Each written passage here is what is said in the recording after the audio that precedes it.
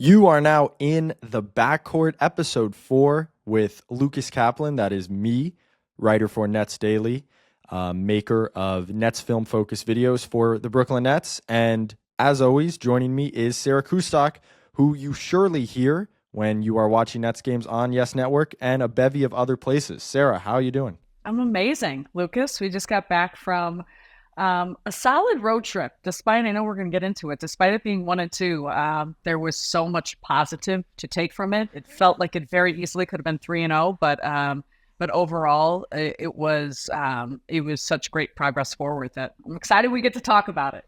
Definitely. We've recorded, this is after our first episode, which was a season preview, we've recorded on 3 Tuesdays, and all 3 Mondays, the Nets have won a game. So we are bringing the good luck. They know that we're recording the next day. They're setting us up. They're setting us up well. Just to recap, as Sarah mentioned, a road trip that was a Friday night loss in overtime to the Boston Celtics. Then the Nets got on a plane, went to the undefeated Cleveland Cavaliers, lost by 4 points there. And on Monday, as we mentioned, they went to New Orleans and beat the Pelicans by 2 points. So a crazy, heart-stopping, heart-pounding road trip. And I was watching from home. Sarah was on the sideline broadcasting for all 3 games. Got back at 4 a.m. last night, up the next morning with me podcasting. That's what the grind looks like. And that I actually want to ask you about. What are those road trips like for you to actually, because I'm at home, you know? Yeah, it's funny you say that because I think now I don't even think about it. It's such a part of the routine and the fabric of getting and having the great opportunity to call NBA games, and of course doing so with the Brooklyn Nets. And so I think the opportunity to see the team sometimes in just different circumstances, scenarios, when you're on the road, there definitely is a more intimate feel of all being together and the things that you do. And even for the team itself, not with us included, but just the time that you're able to spend because you are away from your home and some of your family and friends and things of that nature. So it really, I think, creates even more of a family environment with the team. And I also think just it's always fun. I think getting road environments, road arenas, different spots, seeing just kind of how teams respond in those atmospheres. And I understand that obviously the travel, you're on a charter, things of that, but I do give so much credit to these players, the coaching staff, performance staff.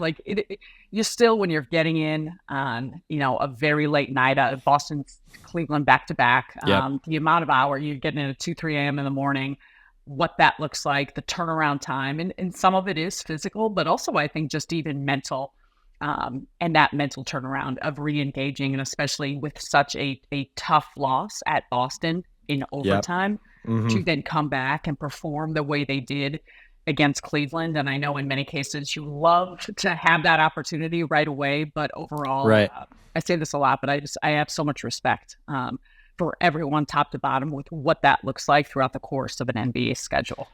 Yeah, I think that's the one thing I've learned from just covering the team half the time in person when they're home and just being around much more than I was when I was in college, just watching from my dorm room all the time, is you really feel how much of a grind it is every day, every morning, every night, and then the travel. And sometimes I travel to Boston or Philly or wherever is in range for me, but it really does give you an appreciation of how a job, a place of work really is not only these players and the organization their whole life for 9 months of the year, but a very demanding and taxing one at that. So, how do you catch up when you're on the road? Are you watching film on the plane? Are you talking to people? Do you call up Kenny Atkinson? Do you say, hey, what are you guys going to run tonight? What should I be on the lookout for? I think it's a combination of a lot of things, but no, I think by this point in life, I'm very regimented. I like a routine. I think obviously given our schedules and what we do, it's sometimes hard to have that.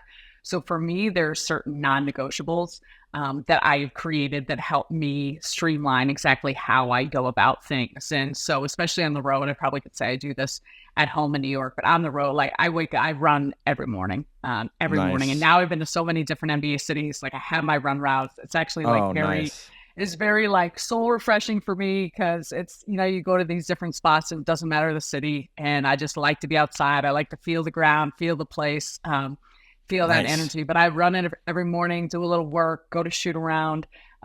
I'd normally have a yoga spot or a Pilates spot that I'll hit like at noon after that, get that done, and then come back. And whether it's watching a little more film, going through more stats, doing more Okay. reading articles, calling whoever just to chat about stuff from the opposing team or what it may be. And then you shower, get ready, get to the arena and just kind of get it rolling. And I do think to your point of like having the opportunity to be in different cities and you're there, it does allow you to sometimes catch up person to person about a team or about whether it's players, or former players, coaches, just people around in that place. And for me personally too, there's a lot of friends or family that, they know they've Right. got the net schedule. If they know when I'm going to be in town, so you can grab a little dinner. But overall that is, people know by now that like I'm not grabbing a coffee or lunch on a game day. Like this is kind of how I operate and what I do. And plane rides to that point too, like that to me is my work time, my prep time. And so whether it Mm-hmm. is Mm-hmm. filling out my boards or watching more film or watching games, I think for all of us in all things, it's a busy time. But whether it was having played sports forever, doing things like just Yeah. understanding how to compartmentalize and be most effective and efficient with your time, so that you can find that type of balance. But that running in the morning and a little something else in the afternoon is my way to create a harmony in how I'm able to continue to go about things. Yeah, you have to sweat it out before you can lock back in on a screen again. I'm the same way. I will say your photo with Damari Carroll that you posted brought me, and I'm sure many other Nets fans of that era, our last trivia answer, a lot of joy. And I would also say that I have a guess as to where your favorite opposing city to run is because I was just there. Minneapolis is awesome. It is awesome. I But don't know if what comes to oh mind before I we get love to the that. basketball? I truly don't think I can choose like Minneapolis, Ah, but I like I hit over a bridge. There's these train tracks. It's yeah, like empty. It's the whole yeah, Cleveland. Like I had the same route over a bridge. I don't. I mean, sometimes, and also I understand that warm weather places or Miami or, true. Orlando, LA, I'm not going to hate on, but there is something in me. I'm born and raised Chicago. And It's so true. I always say, sometimes cold is good for the heart. And so I don't mind when you're a little cold in other places. But no, I think there is a beauty in every city. And I try and really immerse myself in that and get used to that type of Spoken like ability a to see true people. traveler. Yeah, A true right. You traveler. have That's to. You have to. yeah. You learn to love those things. And speaking of loving things, you mentioned it. What did you love about the Nets road trip? What stood out to you? Oof. There are a lot of things. And Lucas, I know we've talked about this multiple times, and I'm sure for any Nets fan watching, there has been so much to love about this group from game one and the time they Yep. started the season, and really, quite frankly, prior to that.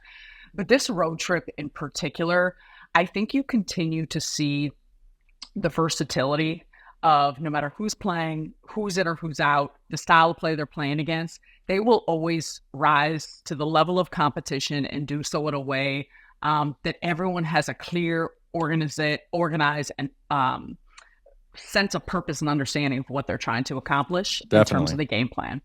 And so I think you saw that whether it was how they were playing against Boston, what they did against Cleveland, obviously the win against New Orleans, and we'll get into it. I think you see improvements, and whether it's better play in third quarters, whether it's certain areas of how crisp their offense is running, what they're doing defensively and getting locked in, showing some more variables and coverages and looks. But more than anything, I just think the fact that you're going into Boston and it's a team that had just come off a loss Yep. against Golden State. So I was like, man, they are going to be loaded for bear. I know Jalen Yep. Brown was not playing, but everyone else was there. They were irritated that they were coming off that loss. They're playing at home. I'm like, this team is a buzzsaw, and the Nets, they matched it, they exceeded it, they were ready, and they weren't even playing outside the realm of, I think, what we can expect of them. And heartbreaking overtime loss, turn around next night. Oh, this is tough. Second of them back-to-back, 10-0 Cleveland Cavaliers team playing at home. And then to follow that up with that. And again, I know those losses sure hard to stomach, especially for staff and players. But man, I just, that to me, the resiliency of all of that in the New Orleans game, that was kind of a slog. You didn't really know how it was going to have the poise and the increased understanding of how they wanted to close. I just thought all of that was to me most impressive. Yeah, so I thought that before we get to like the specifics of how the results went down and, you know, crunch time, I think starting with the big picture, it's obviously a positive. I thought I kind of split it up into two separate parts of the test in my mind.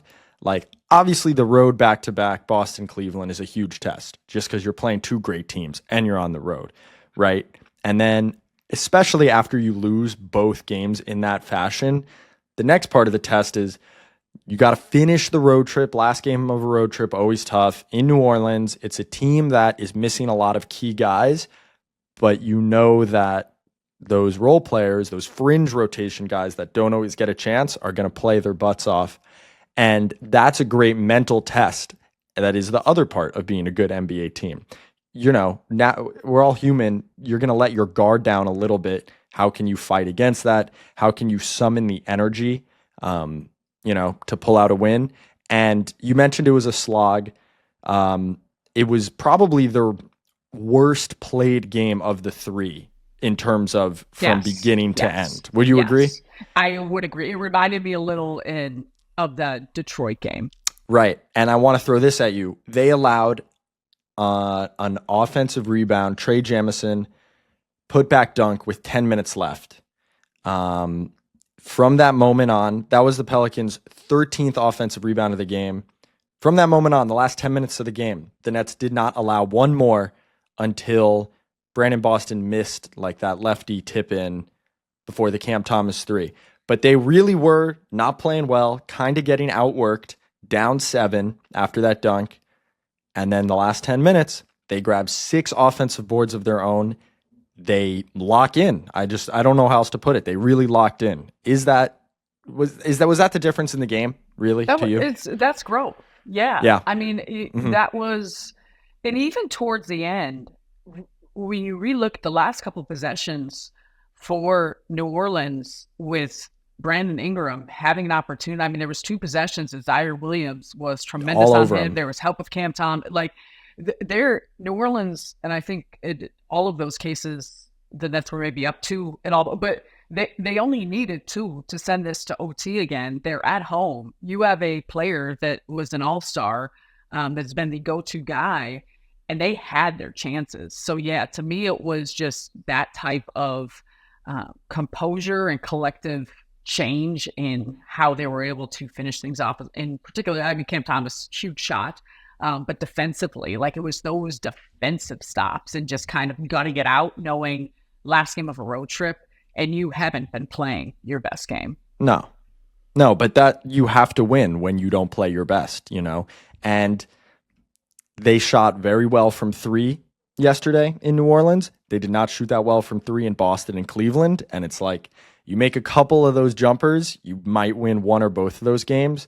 You make them in New Orleans, even though you're probably a little bit worse at everything else, that gets you a win. And so there is no formula really to winning in this league. You're going to have to do it in a bunch of different ways. And I think real quick on that, like you're looking at a Boston and Cleveland teams that those are 2 of the better defenses in the league, or at least going to be top 10, maybe towards the end of the season, top 5. So that also, like the fact that it makes a little bit more sense. What stood out to me most was the defense, and you talked about the game planning against Boston, against Cleveland. To nerd out just a little, right? The Nets switch a lot. It's kind of what they do. Against Jason Tatum, hardly at all. They trapped a ton, And then other times they stayed attached. And I thought their defense on him was awesome.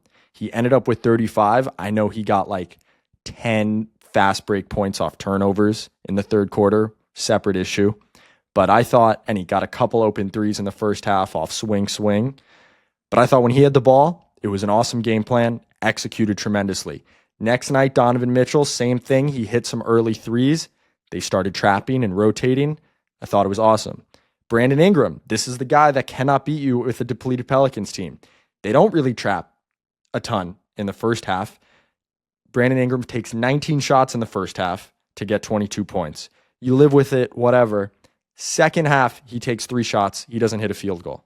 I thought it was, if we're talking about Jordi Fernandez and like, whoa, rookie head coach, I know the players are playing hard, but like, can he coach? All these questions. I thought it was really just an awesome weekend from the defensive standpoint. I'm so glad you said that, because the first half of the New Orleans game, when BI was going off, yeah, I hit our producer and talked to Frank DeGrace. I was like, man, I was like, they're not trapping them and they're not blitzing them. I was like, I'm curious if they're waiting until the second half, just to make sure that they. And sure enough, it was that first possession. He gets the ball in his hands coming out of halftime, and he's somewhere near the corner or on the wing, and they're trapping him. And then all of a sudden, everything else had changed. And to me, that's where, and I know we can get into more, when I talk about organization game plan, it's high level. There are layers to it. It's complex and it's thought through in a strategic way because Jordy has talked about the team wanting to be better in the third quarters. Jordy understood, and I know he took accountability and ownership for the close of the Cleveland game and guys being tired. But like, I think that's why I just think he's awesome, because he's gonna carry a lot of shoulder a lot of the responsibility and losses. But I think overall, like, you just see what was happening in fourth quarters. So I'm like, this is a different way to look at things. Of we're gonna counter and have adjustments to make, and not always show our full hand when we start the game, because we want to be able to have options B, C, D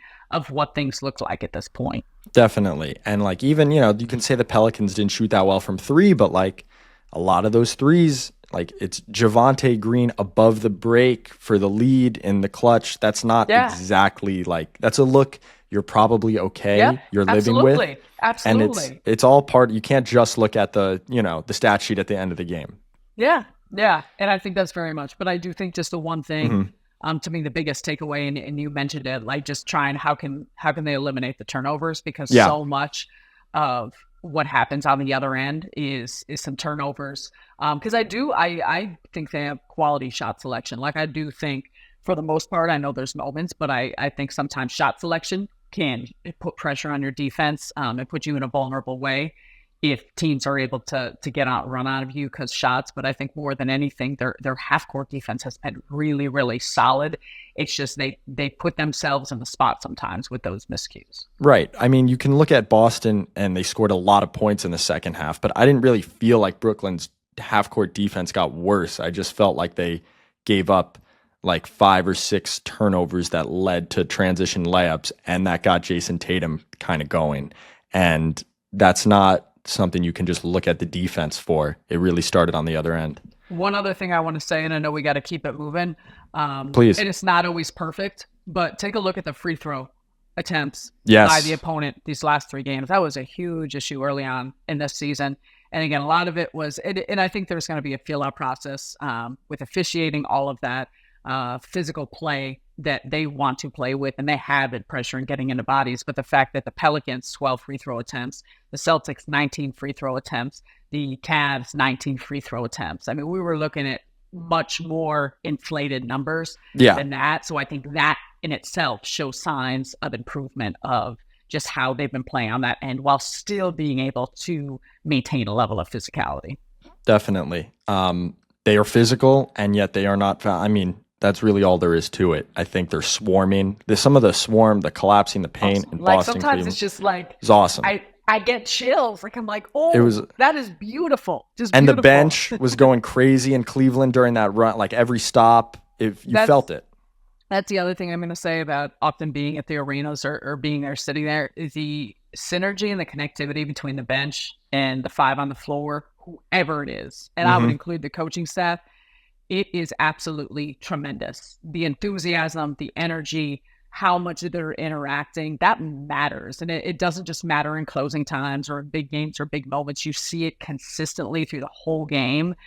And to me, that's a mark of a team that's going to find success, whatever that success looks like, but they will find it because of how together they are in those type of areas. Yes. My underrated favorite moment from the road trip was in Cleveland, 62-57. They're up, they're on the run, they get a steal. Cam Johnson, coast to coast, huge dunk. The C's part. You know who's going crazy on the bench? Who? Steve Hetzel, Nets lead assistant coach, who I talked to him at Summer League, is like classic old school basketball coach. Like Jordy might be the good cop in some scenarios. Hetzel is going to let you know how it is, and he's going to do it with a straight face, and it can be intimidating. And to see him jump off the bench and yell and get hype and smile, that was pretty awesome for me. And it brings us to Brooklyn's finest, where I have no other choice other than to pick Cam Johnson, who has just been awesome. I mean, right? He's just been awesome. Yeah. I'm going to double down with you on that one. Yeah.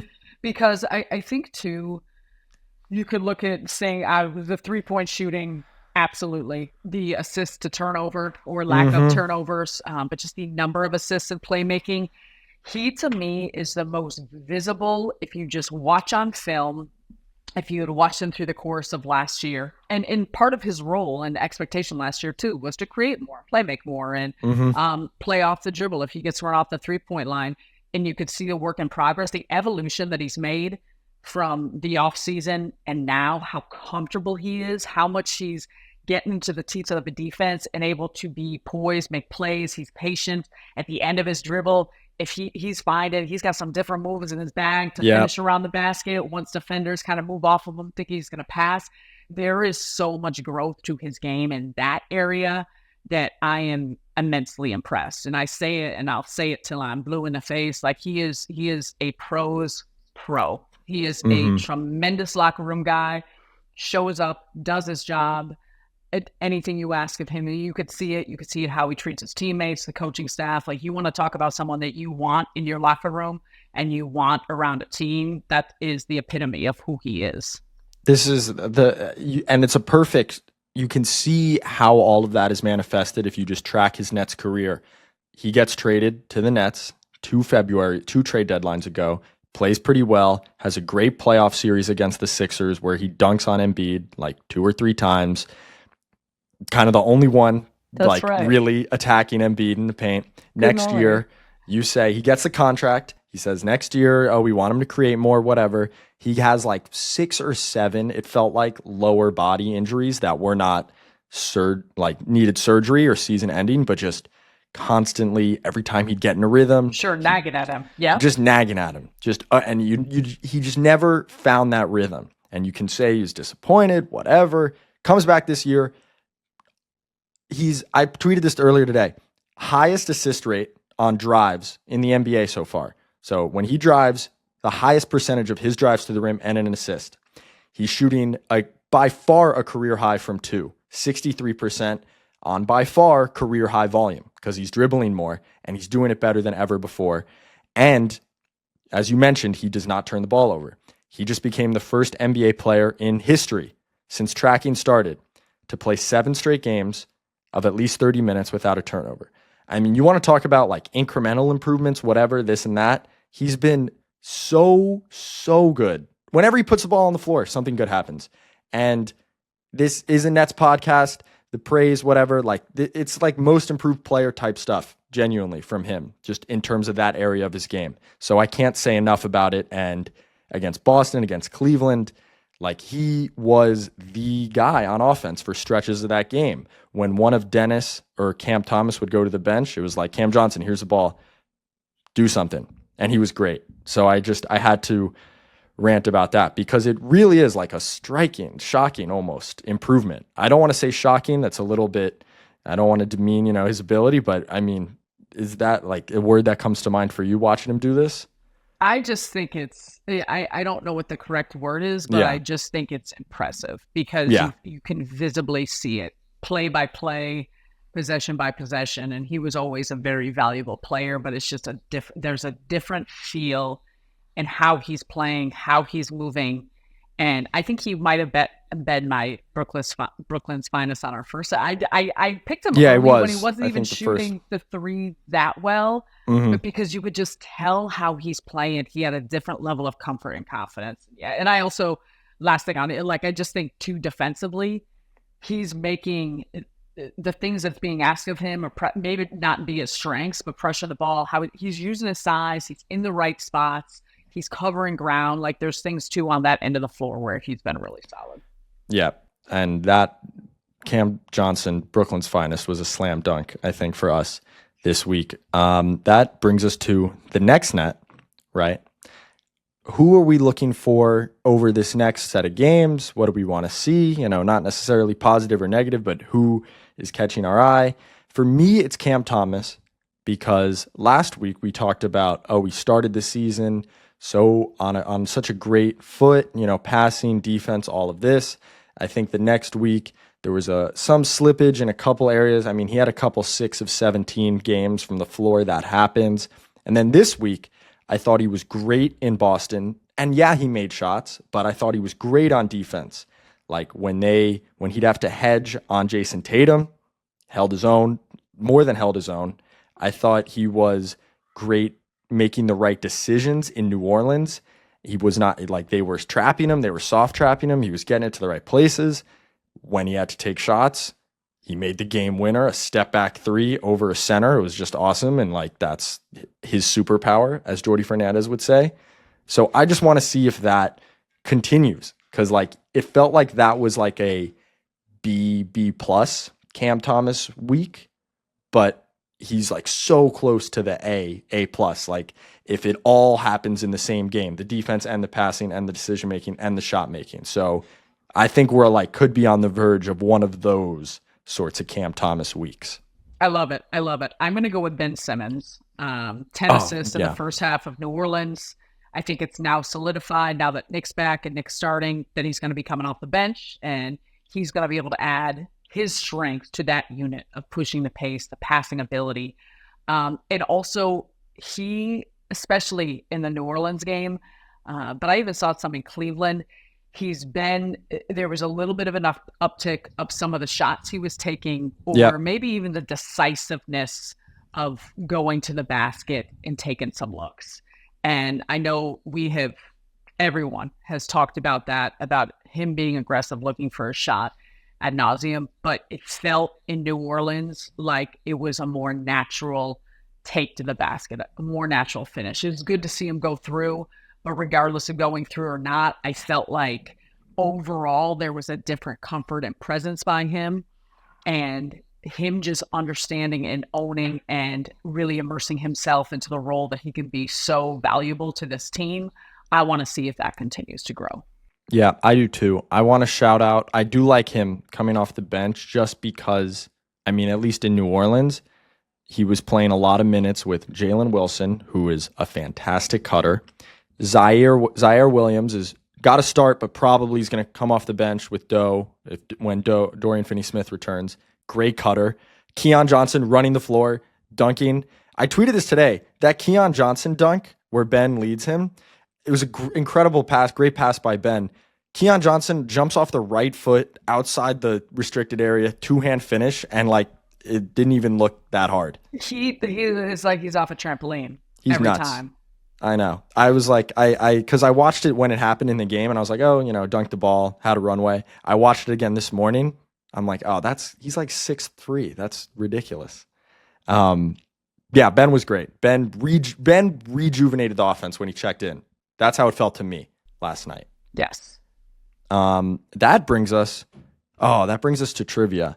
So the one guy we really haven't mentioned, who deserves a mention, was Noah Clowney, who hit 5 threes. Yes. That is his career high. Do you know what your career high at DePaul was for threes made in a game? No, I do not. It was 5. Oh, okay. Man. I feel like I might have made this too hard. Do you Did you think I know? would know that? Did you think I would remember that? Man, no. Five threes. Do you want to take a guess when, where, who against that happened? I'm sorry. I when I was like playing, I looked at my own stats. I looked at my highlights every Yeah, single did you night. think I would remember? No, no. 5-3. No. How many? You beat Noah on the. You shot better. You were 5 of 7 in this game from 3. He was 5 of 10, so you have that over him. I do not. I don't remember where. I don't remember anything. But no, tell me. Tell me. You were. God, I like when we do Nets trivia, not me trivia. I know. I'm sorry. I'm gonna start bringing trivia of your playing sets. No, they're not very good. I thought everyone was as self-obsessed as me. That's my bad. You were a junior. It was a home game against East Carolina on February 16th, 2003. Oh, you had 5. You were shot 5 of 7 from 3. Okay.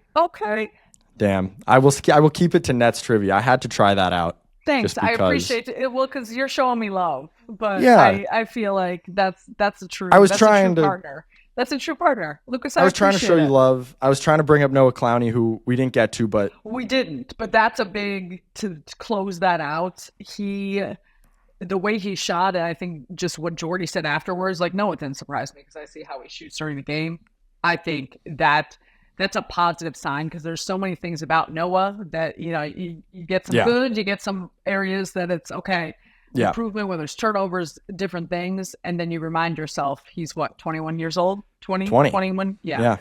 So you understand the growth that could be in with his size and to shoot. If he can do that in a consistent manner, that's definitely exciting. Yeah. The best quote of the road trip was Jordy in the press conference saying, "I only get mad when they don't shoot, and Noah always lets it fly." And then Noah walked into the press conference and he said, "Yeah, I always let it fly."